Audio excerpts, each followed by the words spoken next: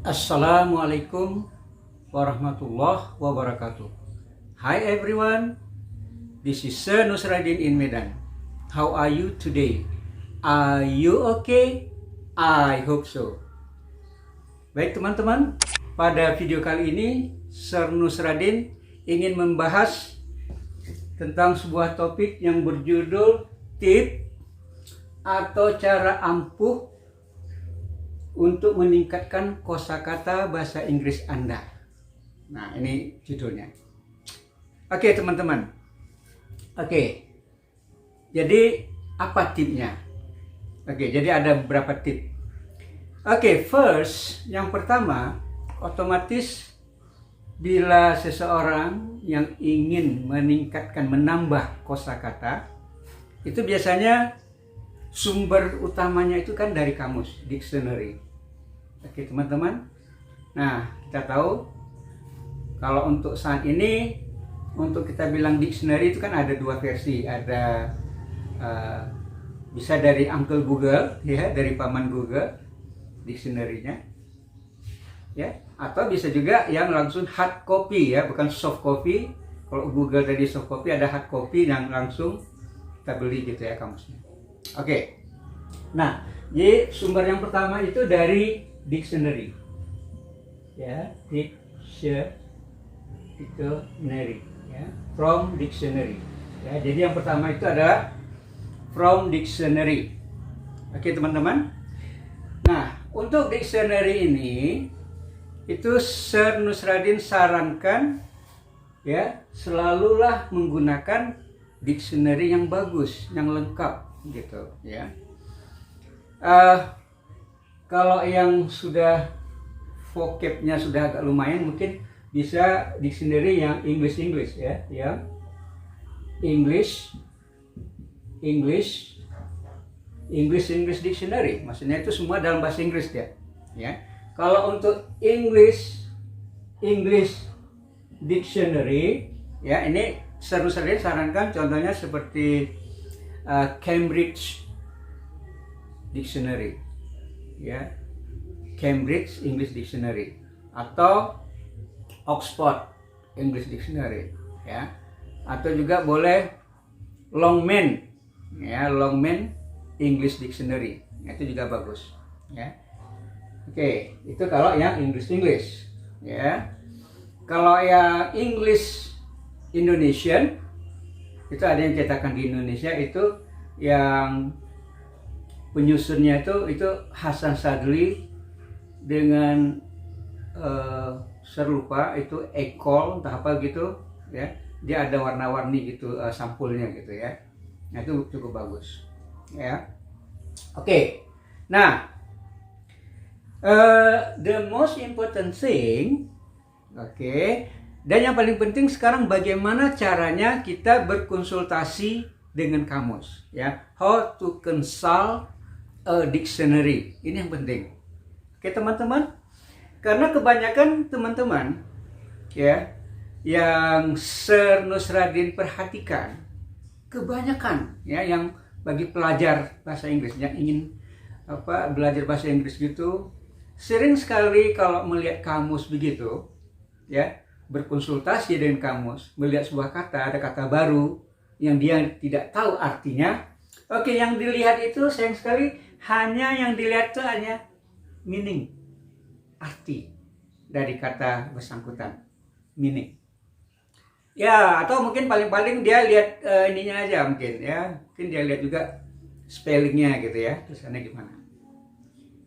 Oke, berikut ini Sir Nusradin akan memberikan cara terbaik, ya, cara terbaik bagaimana kita berkonsultasi dengan kamus untuk mendapatkan, ya, maksudnya kita belajar menambah kosakata bahasa Inggris kita. Nah, bagaimana caranya? Oke, first, of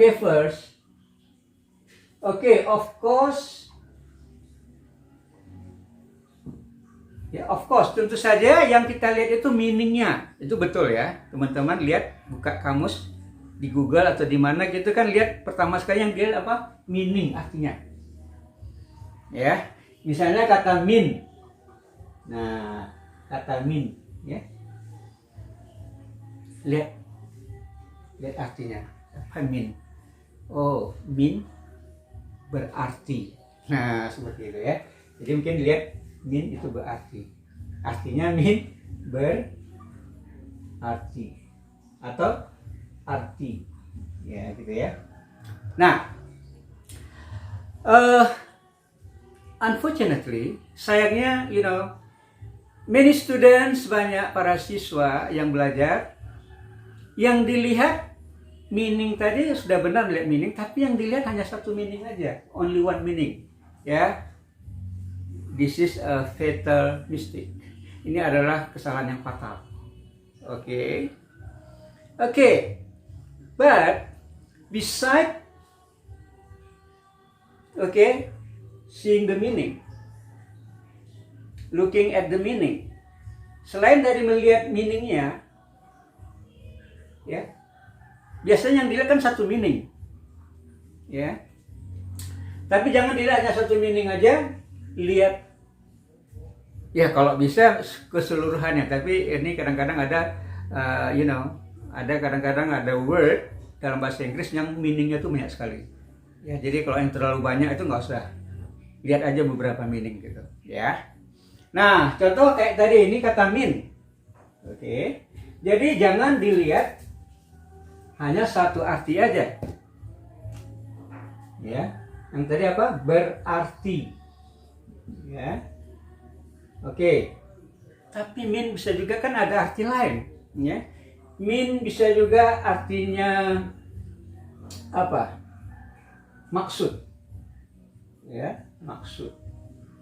What do you mean? Apa maksudmu? What does this word mean? Apa arti kata ini? Ya, udah beda kan artinya. Bisa juga min bisa juga artinya pelit, ya, pelit. Min bisa juga artinya pelit. Oke, misalnya, why are you so mean to your mother? Kenapa kamu begitu pelit pada ibumu? Oke. Min bisa juga artinya takdir, takdir, ya, takdir. Nah, takdir. Ya, takdir. Ditakdirkan. Kalau pasifnya itu ditakdirkan. Menakdirkan, aktifnya pasifnya itu ditakdirkan. Sorry. Oke. Misalnya gini. She and I, dia dan saya are meant to live together. Dia dan saya ditakdirkan untuk hidup bersama. Nah, gitu ya. Oke, and others meaning. Ya. Dan banyak juga, ya, arti lain. Means juga kalau ditambah s, ditambah s, ini juga bisa berarti cara. Alat, ya. Bisa juga artinya alat. Misalnya a means of communication, alat komunikasi. A means of transport, alat transportasi, ya, itu.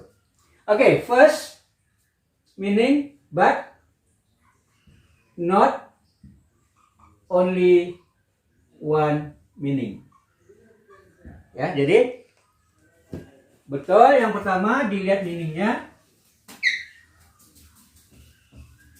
tapi jangan dilihat hanya satu meaning saja. Oke, the second, pronunciation. Oke, yang kedua harus dilihat adalah pronunciation, ucapan. Oke, when you consult a dictionary in Google, kalau di Google kita melihatnya itu udah enak ya sekarang. Biasanya itu ada speakernya, ya, apa namanya, untuk sound icon. Jadi ada icon untuk suara gitu. Kita tinggal klik aja, nah itu sudah ada tuh ucapannya. Ya, bahkan ada dua, ada British, ada American, ya. Jadi British pronunciation and American pronunciation. Nah, itu. Oke, the third of course spelling. Nah, spelling ini penting. Lihat spellingnya gitu. Ini kan untuk kita menguasai, kita kan ingin menguasai ini suatu kata dalam bahasa Inggris. Jadi harus tahu artinya, pronunciation ucapannya, terus spellingnya juga. Oke? Karena banyak juga pronunciation-nya sama, tapi spellingnya berbeda, sehingga otomatis artinya berbeda. Ya, contoh seperti misalnya W, just a moment. Ya, contoh misalnya W.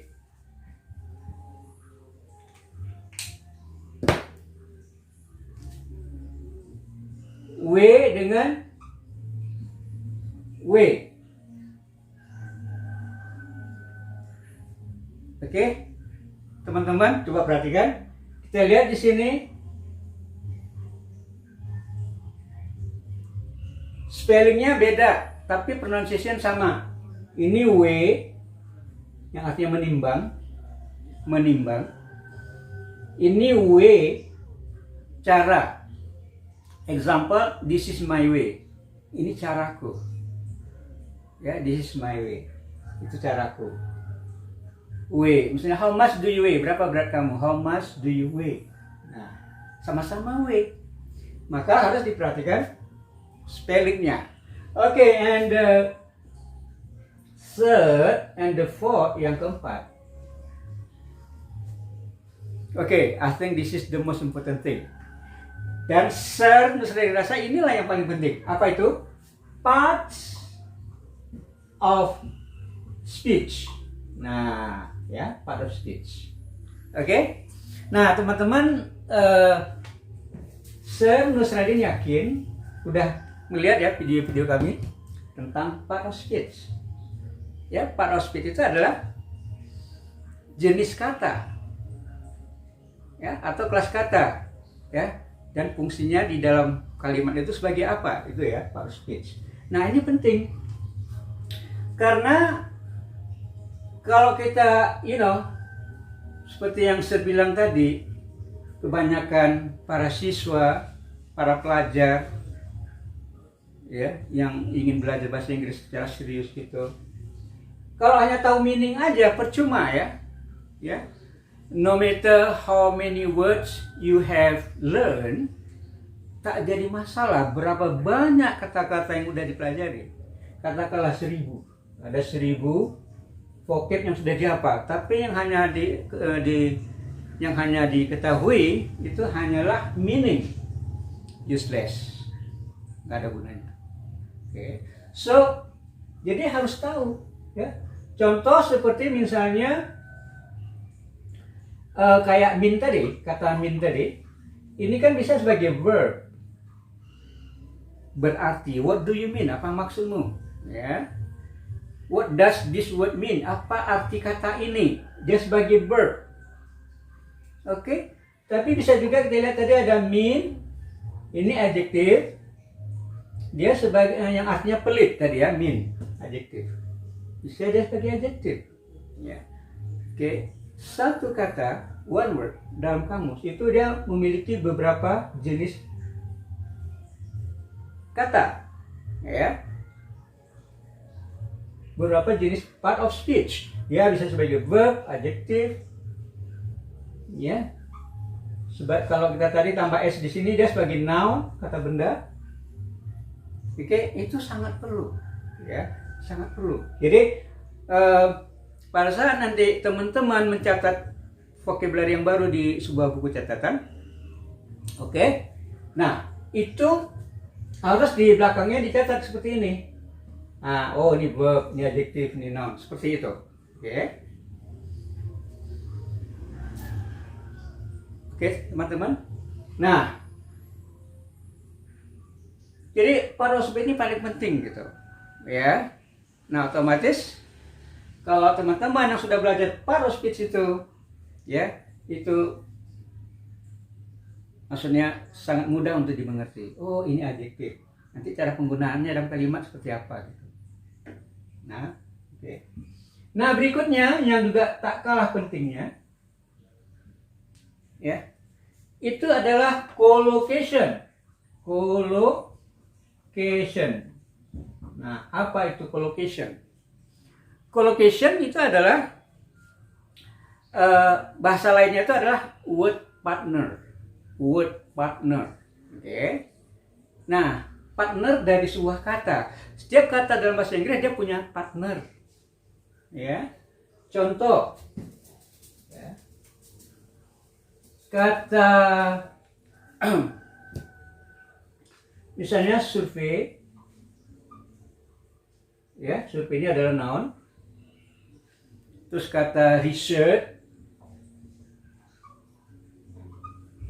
ini juga noun. Survei, research ini penelitian. Nah, ini word partnernya itu, oke. Word partnernya adalah do. Ini partnernya, bukan make. Ya, bukan make. Partnernya bukan dengan make, tapi partnernya adalah do. Nah, coba perhatikan ya teman-teman. Jadi, kalau ada yang mengatakan I want to make a survey. Nah, ini salah. Clear? Ya. Oke, memang orang paham. Ya, if you are speaking like that, you say make a survey, people understand you, ya, orang akan mengerti. Tapi that is wrong. Ini sangat penting, ya. Ya, mana tahu nanti ya teman-teman akan menghadapi suatu tes, katakanlah tes TOEFL. Ini sering dites ini, sering muncul di dalam soal-soal TOEFL. Ya. Tapi kalau do ini do ini tadi kemari dia punya apa namanya partnernya. Kalau make ini partnernya, contohnya misalnya mistake, ya, make a mistake. Nah, membuat kesalahan. Jadi ini juga nggak boleh pakai do, nggak boleh do a mistake, tapi make a mistake. Nah, ini ya. Jadi collocation ini juga perlu dicatat. Nah, perlu dicatat. Nah, terus yang berikutnya otomatis sinonim. Ya, apa itu sinonim teman-teman? Sinonim adalah persamaan kata. Terus ada lagi antonim. Antonim. Apa itu antonim? Antonim adalah lawan kata. Apa lawan katanya? Ya, sinonim. Misalnya kata rajin. Ya, apa kata rajin, teman-teman? Ya, diligent, rajin. Sinonimnya apa? Contohnya misalnya industrious, ya. Oke. Lawannya apa? Malas, lazy. Nah, antonimnya. Oke. Etc. dan lain-lainnya. Ya. Jadi ini yang unsur yang penting, ya. There are 7. Ya, dan yang paling penting ini. Oke. Terus ya otomatis ya meaningnya penting juga gitu ya. Maksudnya ya ini sama pentingnya dengan ini. Tahu meaning percuma kalau tidak tahu part of speech-nya. Oke, teman-teman. Oke, terus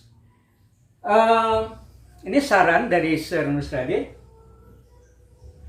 bahwa apa yang dipelajari dari kamus tadi itu semua dicatat, dibuat dalam satu buku, ya. Jadi siapkan satu buku yang, ya, ambil satu buku yang tebal gitu, buku kosong yang mungkin isi 100, isi 200 gitu, yang tebal gitu, ya, buat judulnya word menu, ya, word menu. Jadi bukan makanan aja, bukan food aja ada menunya. Ya, bukan makanan aja punya menu, tapi word juga harus punya menu, word menu. Nah, di situ spesial Anda buat untuk vocabulary dan disusun berdasarkan part of speech. Misalnya kalau noun semua, kata benda semua. Kalau verb semua. Nanti verb itu kan ada sub kelasnya lagi, ada jenis-jenisnya, ada regular verb, irregular verb, oke, dan sebagainya. Nah, gitu ya. Noun gitu juga, nouns Ada yang countable nouns, uncountable nouns, atau nouns dibuat noun seputar di rumah, atau nouns tentang part of the body, tentang bagian-bagian tubuh misalnya. Nah gitu. Oke. Nah, terus ini tadi tentang belajar dari kamus, ya, belajar vocabulary untuk menambah vocabulary dari kamus from dictionary. Oke. Next, tip berikutnya tentang bagaimana kita cara ampuh meningkatkan kosakata, itu kita bisa menggunakan mnemonik.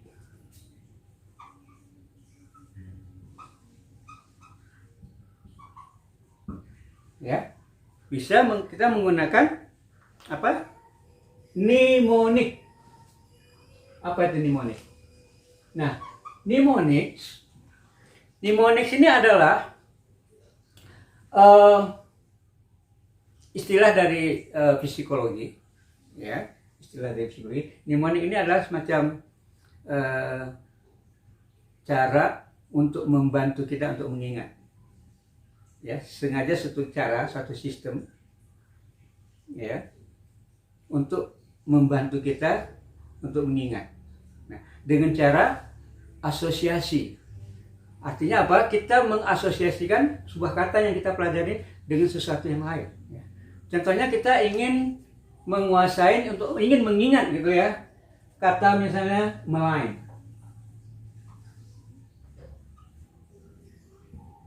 Ini ya. Kita ingin menguasai kata melain. Ya, melain. Ini yang artinya ganas. Ya, melain ini ada ganas. Oke. Nah, kita menggunakan mnemonik ini tadi. Ya, mnemonik ini sistem bagaimana kita mengkaitkan antara kata, ya, dengan sesuatu yang mudah mengingatkan kita. Nah, tapi ini kita ngambil mungkin dari bahasa Inggris juga ya, cara kata-kata lainnya, asosiasinya gitu. Nah, kita lihat sini ada kata ma. Ucapannya ma, bisa me, ya, melain gitu ya. Jadi ma, ingat ma itu kan sama seperti kayak mama ya. Jadi ma itu aja mama. Ini line, ini kan ada mirip-mirip apa? Lion, ya. Apa itu lion? Lion, singa. Jadi bagaimana kalau ma lion, ibunya singa, biasanya bagaimana kalau kita ganggu anaknya? Ganas nggak? Ganas, pasti ganas, ya. Paling kita ambil anaknya itu kita bawa gitu ya, pasti dikejar. Nah, jadi ma lion, ingat aja, ibunya singa. Ibunya singa itu adalah ganas. Nah, itu artinya ya. Nah, itu cara dari mnemonik. Nah, ya. Atau ada contoh lain misalnya gini, kidnap. Ya. Apa itu kidnap ya? Wah. Oke, kidnap, kita ambil ini dari kata kid. Ya. Ini kita buat sendiri ya. Ini bukan dari misalnya dari asal bahasa Inggris seperti itu, enggak, ya. Ini kita buat sendiri. Dengan akal-akal kita bagaimana ya, dengan logika kita. Misalnya, oh ini ada kata kid itu apa? Anak-anak ya, kid. Napnya apa nap?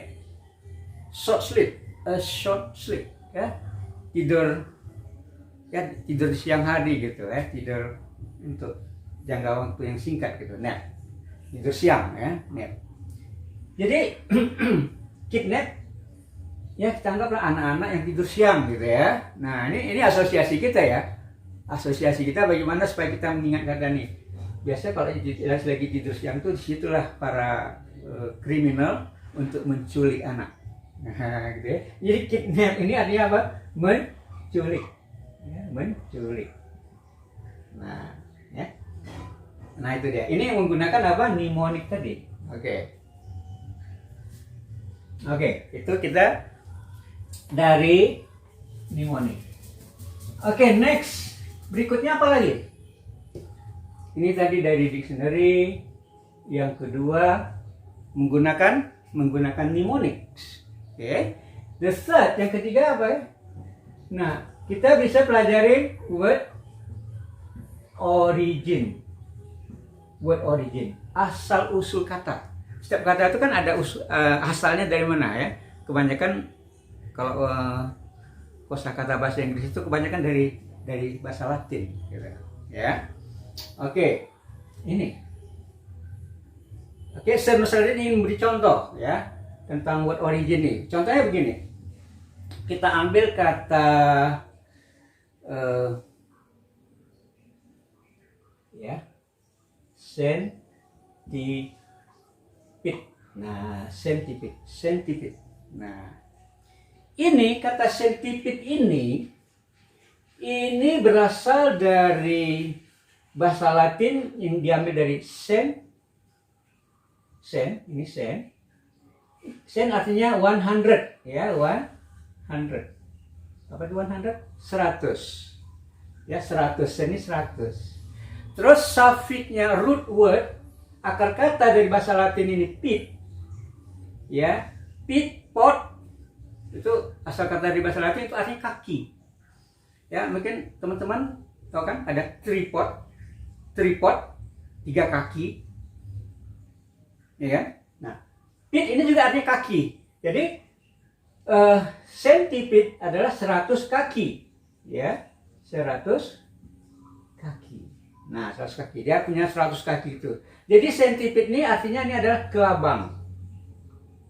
Ya, Anda tahu kelabang itu? Yang merayap gitu, ya. Biasa banyak di kamar mandi, ya. Nah, kelabang artinya. Jadi kita ingat dari asal katanya cent 100, pit kelabang. Ya. Contoh lain lagi misalnya century. Nah, ya, century.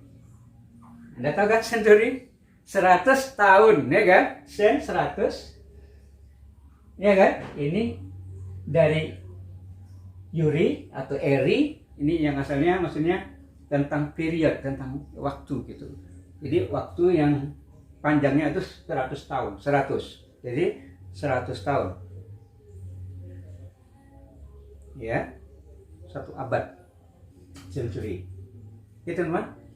Nah, namun hati-hati dengan akar kata di bahasa Latin centi, maksudnya ini yang khusus dari scientific, ya, scientific metric system, ya, metric system scientific. Nah, centi ini artinya bukan 100, tapi ini artinya 100. 100, lihat ini pakai th, 100. Ya, atau 100. Beda ya, kalau ini 100 nggak ada pakai th. Kalau ini 100 100. Ya. 100 artinya 100. Kalau 100 ini artinya 1/100. Ya, artinya apa? 1/100 kalau senti ini. Ya, ini bukan sen, beda ya. Sen ini 100, ini senti. Ini per 100. Contohnya misalnya sentimeter, ya, sentimeter. Artinya apa? 1/100 meter, ya. Sentimeter ini adalah 1/100 meter. Nah, gitu, ya. Oke, teman-teman. Nah, mungkin teman-teman nanti bisa lihat lagi, ya, yang berasalkan dari kata ini, kata sen ini, ya. Centenary, century, centipede. Itu ada kaitannya dengan 100. Kok senti per 100 gitu. Oke. Oke, teman-teman. Ini kita belajar dari word origin. Nah,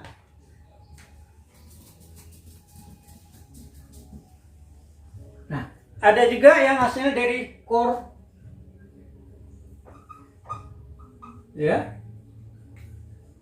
corpor, ya, corpor ini juga berasal dari bahasa Latin, atau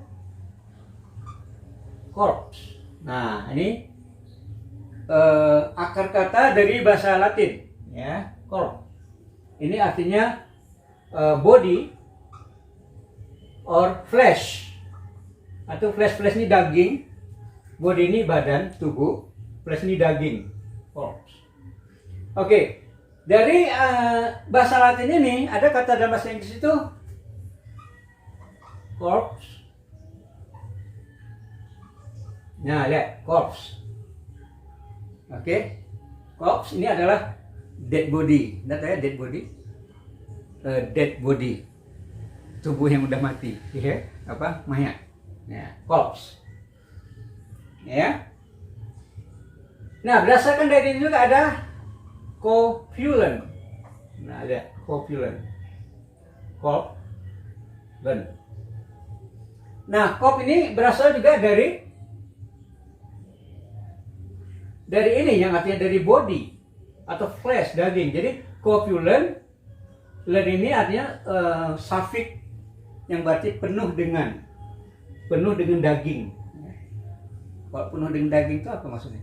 Gemuk. Jadi copulent ini itu sama dengan fat ya, gemuk. Nah, coba perhatikan teman-teman. Dengan kita mempelajari dari word origin kayak gini, oke teman-teman yang tadinya mungkin belum tahu ini kata copulent yang artinya gemuk, pasti sekarang udah tahu, udah gampang mengingatnya gitu. Oke teman-teman, itu kita belajar dari word origin. Nah, oke. Nah, terus apa lagi? Ya. Oke, yang keempat. Ya, you learn from misalnya ada short story. Ya. Artikel, ya short artikel yang pendek gitu. Ya. Coba sering membaca, ada short story, ya, bacaan yang ringan-ringan, ya. Kalau Sir Nusradin dulu awal-awal pertama belajar bahasa Inggris itu sering ini short story tentang fable, ya, tentang hewan-hewan yang kayak kancil, ya, kancil yang cerdik gitu, contoh-contohnya gitu ya, seperti itu ya, dari fable. Ya. Oke teman-teman. Nah. Terus setiap kata-kata, ini saran yang terakhir, setiap kata-kata yang kita baru dipelajari itu sering-seringlah digunakan dalam berbicara, misalnya dalam praktik bahasa Inggris atau dalam menulis gitu ya, menulis bahasa Inggris, misalnya menulis di buku harian, ya, atau menulis sebagai catatan, lakukan dalam bahasa Inggris. Ya, gunakan in your speaking, in your writing, apa yang udah dipelajari tadi, until they become yours, ya, sampai dia akan menjadi miliknya Anda. Kalau sebuah kata itu udah menjadi milik kita, itu artinya dia udah lengket, udah masuk, ya, dalam ingatan kita. Nah, oke teman-teman, mungkin itu aja untuk tips bagaimana untuk meningkatkan cara ampuh untuk meningkatkan kosakata bahasa Inggris. Oke. Sebelum kita akhiri, teman-teman, silakan untuk yang belum tadi mengklik ya, like, subscribe, oke, dan tolong juga komentar-komentarnya. Ya, mudah-mudahan semua ini akan menjadi bermanfaat bagi Anda untuk meningkatkan kosakata bahasa Inggris Anda.